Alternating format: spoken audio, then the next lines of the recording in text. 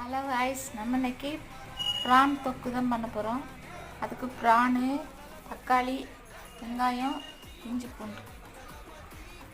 இப்போ கடாயில் ஆயில் ஊற்றிட்டு கடுகு போட்டுக்கலாம்.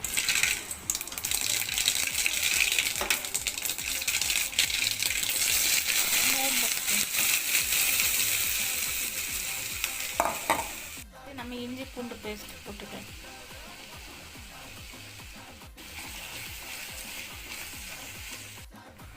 தக்காளி போட்டுக்கலாம். எறா போட்டுக்கலாம். எறா போட்டாச்சு. எறா போட்டு கிளறி விட்டுக்கலாம். இப்போ மசாலா தூள் போட்டுக்கலாம். சால்ட் போட்டலாம்.